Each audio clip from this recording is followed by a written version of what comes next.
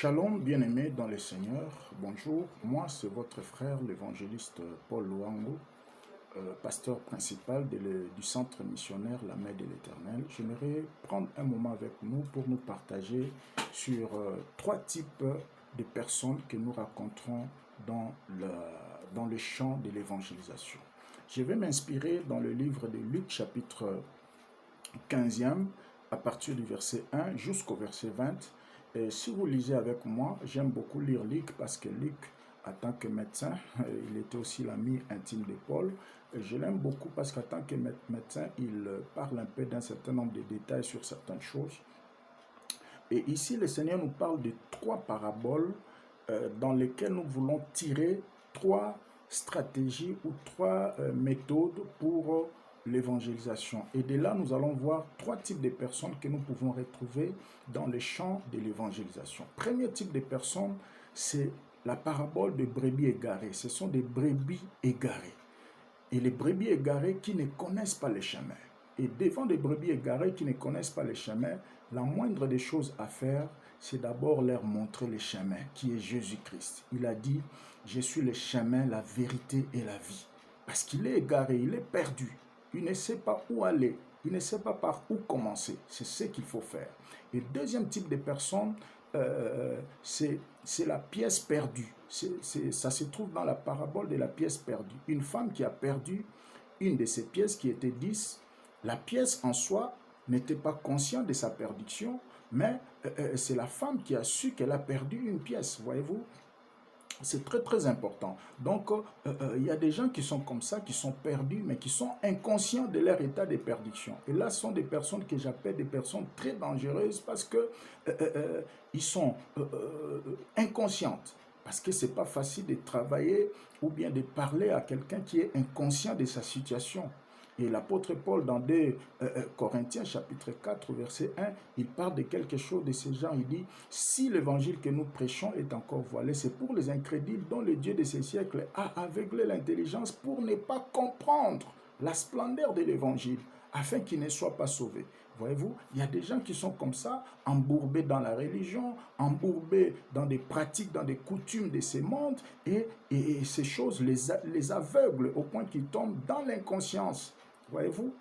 Et là, c'est très dangereux. Mais c'est possible avec le Seigneur parce que l'évangile est une puissance pour le salut de quiconque croit. Parce que vous ne pouvez pas aller parler de la part du Seigneur, évangéliser une personne qui n'est pas conscient de son état, voyez-vous. Et puis, si vous ne maîtrisez pas les mondes que la personne devant laquelle vous partagez a eu à développer. Et troisième type de personnes, ce sont des fils prodigues. Vous voyez, des fils prodigues. Et parmi les fils prodigues, nous avons deux catégories de personnes. Premièrement, ceux qui étaient dans la maison et qui sont perdus, ils ont rétrogradé, soit des croyants, des chrétiens nés de nouveau, mais il a eu à régresser dans la foi. Alors des personnes pareilles, c'est question de les apporter un message de consolation, de paix, d'amour, parce que certains d'entre eux sont culpabilisés et le diable les trompe. Et voilà, tu as cru au Seigneur, tu es devenu méchant dans ta conduite. Est-ce que le Seigneur va encore te recevoir? Non, ça ne sert à rien.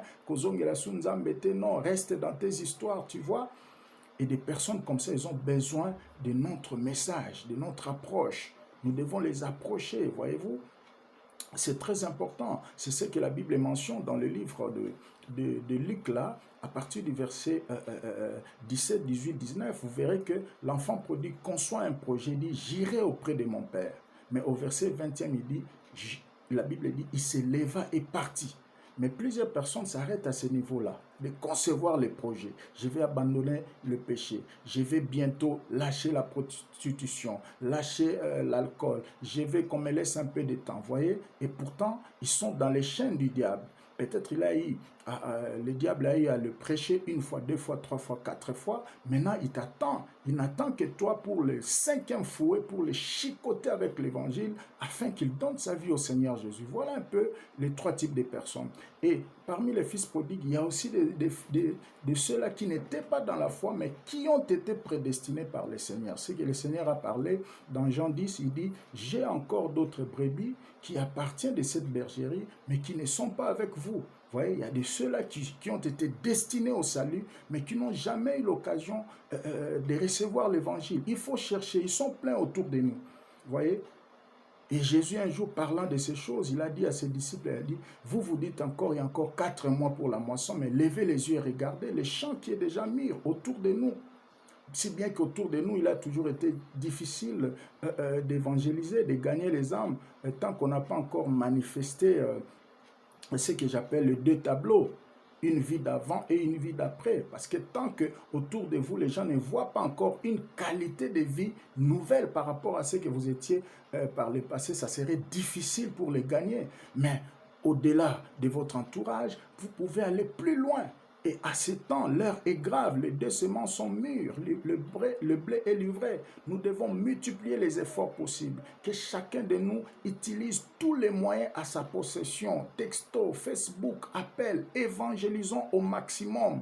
Surpassons-nous de nos confinements parce que Jésus revient bientôt. Que Dieu te bénisse. Va vers la moisson. Je suis venu t'informer que l'heure est grave. Jésus revient bientôt. Vous voyez, tu n'as pas besoin d'une école théologique pour évangéliser. Tu peux parler, tu peux partir de ton témoignage personnel, comme la Samaritaine. Venez voir cet homme qui m'a dit tout ce que je fais. Et c'est parti. Vous voyez, tu peux aller comme le fou de Gadara, sans baptême d'eau ni affermissement. Il est parti, si bien que toutes ces choses sont bien beaux, sont bien importantes. Mais à l'heure où nous sommes, c'est urgent. Nous sommes dans l'urgence de l'évangélisation. Nous devons gagner les âmes parce que l'heure est grave. Je vais prier avec toi. Seigneur, je prie pour mon frère au nom suprême de Jésus, que tu lui ouvres les cœurs, les yeux du cœur pour qu'il comprenne que l'heure est grave. Que tu lui donnes des armures nécessaires pour l'évangélisation. Au nom suprême de Jésus, va le Seigneur est avec toi. Que la moisson soit grande entre tes mains au nom de Jésus. Amen.